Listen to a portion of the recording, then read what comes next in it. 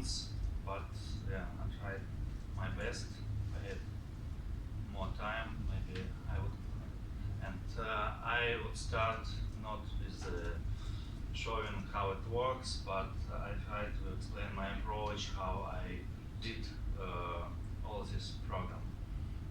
Well, I started with the database, and I had created two tables, one for users and one for accounts.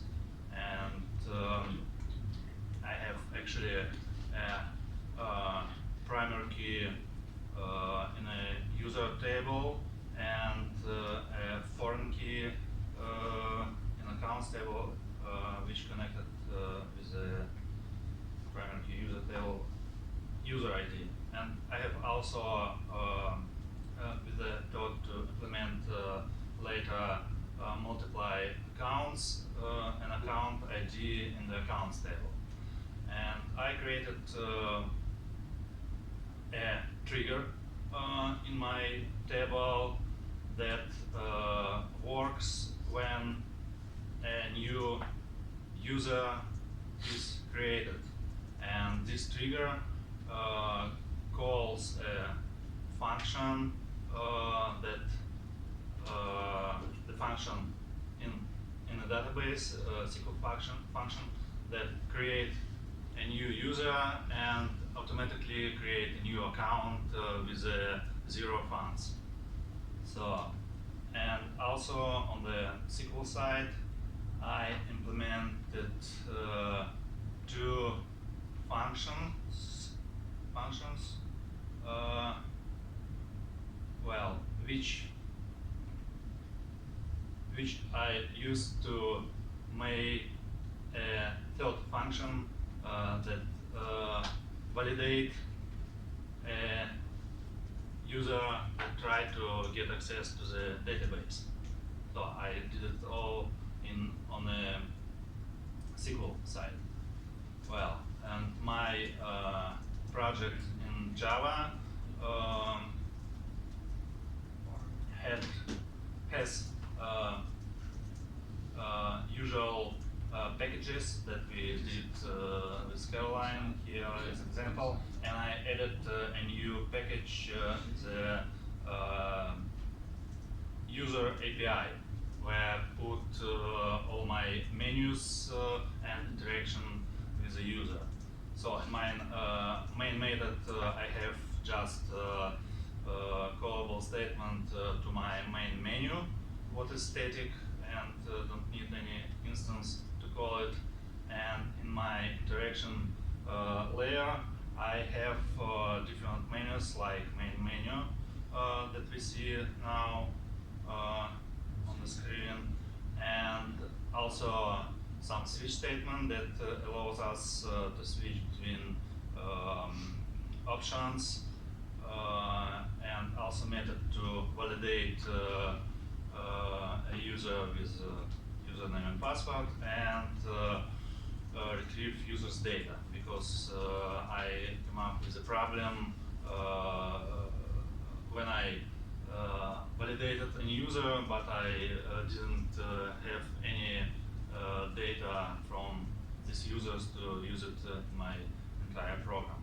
Yeah, and actually one interesting problem I encountered it was here in my validation function in SQL. The function sent a boolean. No, it was not here. 1 second. It was, I guess, here. I have an if statement in my function, and if this function find a user ID, it send to Java a user ID. If not, it send just null, not 0, but null. And I tried to compare it on my Java side to get if else statement, but it didn't work, because I I couldn't compare an value with a null. I should review it with a return of null, of 0, not null. If you understand what I explained. So with null, it's almost impossible. It's possible with 0. Well, back to my Java side. Well, and I have some classes in account DAO implementation and user implementation. I have methods like get account. Well, this is, was another problem. I could get. I made a method that get account data by providing an account ID, but I didn't have this account ID because I've got just my user instance, and I needed to make an additional method that get account ID by user ID to provide in the second method. It was also a little problem. So, and I can delete an account here, have the method, and create an account. And in my user DAO, so it's usually create new user, get user data, and so on. Well, now I will run the main method, and we get some menu, and I implemented this menu this way because for first 6 options we need to verify a user that do these actions, but for create a new user we don't need it, and I made a switch statement, not if if else statement. If a number last number 7 create a user, we go to create new user method, and if one of these 6 actions, we need to verify a user with a password and the name. So well, I start with create a new creation of a new user 7, and so we need to input the first name Mark, and last name yes, and we need also to have a unique username because it couldn't be the same username for different user in our database, and I verify it with the help of my SQL function. And for example, I have already in my database user with the username which one? For example, user1. If I put user1, I get a message that it's wrong enter. Should be. Well, okay. Another username. I don't know why don't doesn't show this message. Okay, we put a unique username, maybe MMM. Oh, okay. Here's this message that username is not unique. It's a little bit another way. Okay, and the password TTP. Okay, and email. Yeah, I didn't verify email. We can put any numbers here. Well, and actually, I don't know why exception is thrown, but when we did all this stuff, we get a user data with our credentials. So actually, it should go to the main menu, but I restart the application. And now we can try,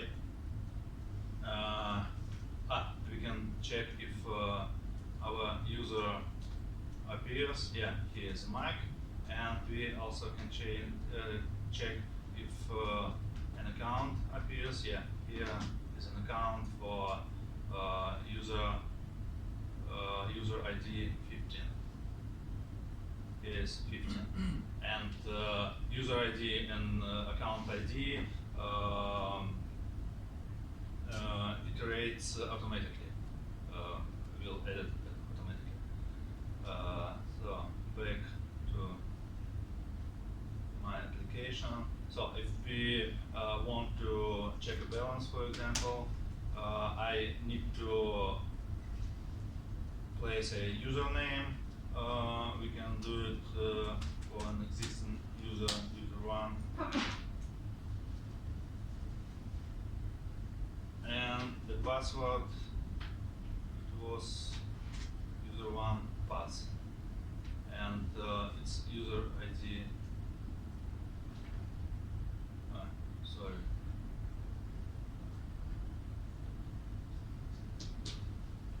For user ID 1, we have funds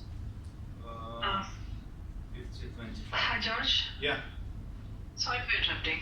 Yeah, how long will it take for 3 minutes. explaining the 3 minutes. Yeah, sorry. No. Few minutes. Three. Will you please? 3. 3 minutes. 3. Okay, yeah. Guess Okay. it's already time. Okay, Yeah. okay. I just put pass, and it's correct, and we have balance 5025 what we had in our table. And yeah, last thing or fourth thing, we can add withdraw money because I have an exception that I implemented on the SQL side, and it's number 3. Yeah, each time we need to verify a user. I did this way, and if we, for example, withdraw 40, then we get 1025. But when we withdraw more,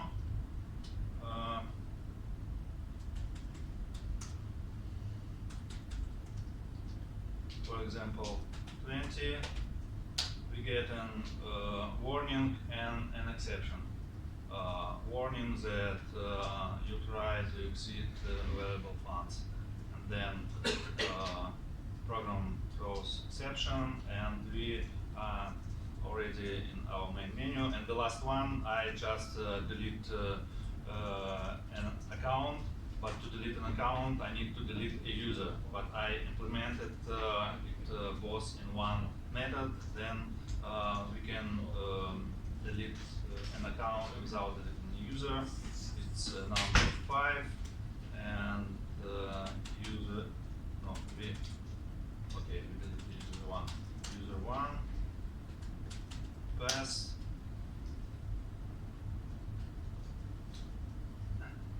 Okay, it's account. Okay, we can delete account. It was about account. Okay, let's see. We have account 1, and we can delete it. Yeah, and we need to confirm if we want to delete it or not. I confirm it, and the account number 1 is deleted, and we refresh our table, and it's deleted. And the same with the user, but it will delete account and user rows together. So that's it. So do you have any question? George, so how many days will it take for you to show us the complete project without exceptions? Yeah, actually, exceptions. I left exceptions with propose. I can get rid of it. I just wanted to show that I use exceptions that are thrown with the Java exceptions. It's with propose. So I can do it until the end of the day. It's Okay. no problem Yeah. if you want it. Okay, George, no problem. Thank you. That's all. Should I do it? No. Okay. Thank you. It was a little more than 5 minutes. Yeah. Good job, George. So I'm going to be using Adonis' computer and like his thing too. Like,